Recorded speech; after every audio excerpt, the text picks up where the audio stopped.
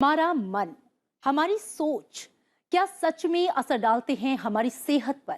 और अगर हाँ, तो सेहत से पहले हम अपने मन पर ही क्यों ना काम करें? क्योंकि जब तक आपका मन प्रसन्न नहीं होगा, आपका तन कैसे स्वस्थ रह सकता है? मेंटल हेल्थ से जुड़े हमारे इस खास सेगमेंट में देखिए कि आज आपके लिए क्या है।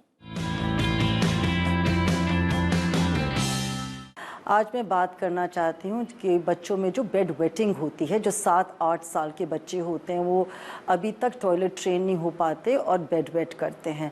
तो मेरे पास राहुल आए थे, 8 साल का बच्चे थे जो अपने माँ बाप के साथ। उनके माँ बाप बहुत परेशान थे कि राहुल स्कूल जाने में भी कतराता है, क्योंकि उसे होता है कि कहीं वो कंट्रोल कर पाए ना अपना ब्लैडर, और वो कहीं ट्रैवल भी नहीं कर पाते हैं, किसी के घर जाएं और वहाँ पे बच्चा टॉयलेट ट्रेन ना हो, कंट्रोल ना कर सके। तो बेड वेटिंग भी काफ़ी एक कॉमन इशू है बच्चों के अंदर, जिसका हमें ध्यान रखना है। और ये मोस्टली तब होती है कि जब बच्चे डरे होते हैं या परेशान होते हैं। राहुल से अलग से बात करने में मुझे पता चला कि पैंडेमिक में जब वो घर पे था सारा टाइम, तो उसके माँ बाप आपस में बहुत लड़ते थे। वो जब रात को सो रहा होता था और ऊंची ऊंची आवाज़ों में अपने माँ बाप को लड़ते हुए सुनता था तो वो डर जाता था। उस डर की वजह से वो वहीं पे ही सुसु कर देता था। उसे ये भी डर लगता था कि अगर मैं गया बाथरूम तो शायद मेरी आवाज़ से उनको पता ना चल जाए कि मैंने कुछ सुना है। देखिए, हमें लगता है कि हम अपने कमरों में बात कर रहे हैं, बच्चे को असर नहीं होगा, आवाज़ नहीं जाएगी, मगर ये बेड वेटिंग मोस्टली इसलिए होती है क्योंकि बच्चा डर जाता है, या कोई अब डरावनी चीज़ उसे दिखती है, या कोई टीवी का ऐसा वो शो देखता है जिससे उसे घबराहट हो जाती है, या ऊंची ऊंची आवाज़ों में उससे बात करी जाती है, उसे डराया जाता है, उसे डांटा जाता है। बच्चे डर जाते हैं और ये बेड वेटिंग हो जाती है। ये भी है कि आप ज़रूर मेडिकल डॉक्टर को भी दिखाइए कि किस वजह से बेड वेटिंग हो रही है, मगर बेड वेटिंग बहुत ज़्यादा साइकोलॉजिकल रीज़न से भी होती है।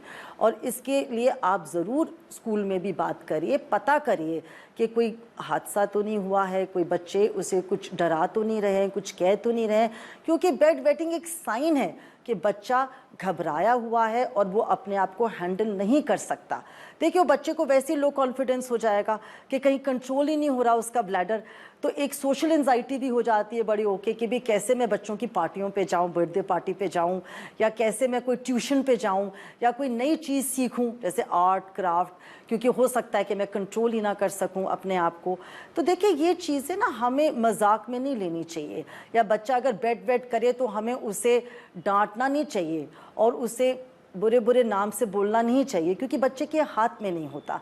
हमें बल्कि सहानुभूति दिखानी चाहिए, बिल्कुल हाथ नहीं उठाना बच्चे के ऊपर। बच्चा और करेगा बेड वेटिंग अगर आप हाथ उठाएंगे तो बच्चे को समझिए, उससे बातचीत करिए, पता करिए कि वो क्यों डरा हुआ है, क्यों परेशान है, और उसे बेशक आप एक मेडिकल डॉक्टर के, एक मनोवैज्ञानिक डॉक्टर के ज़रूर लेके जाइए, जिससे हम उसकी ये समस्या हल कर सकें। आप अपना और अपने बच्चों का ख्याल रखिए। नमस्कार। मैदान में हारा हुआ फिर से जीत सकता है, लेकिन मन से हारा हुआ कभी जीत नहीं सकता। इसलिए अपने मन पर काम करिए, क्योंकि आपका आत्मविश्वास ही आपकी सर्वश्रेष्ठ पूंजी है। तो इस पूंजी को हर दिन बढ़ाइए और दिल खोल कर कहिए, लव यू जिंदगी।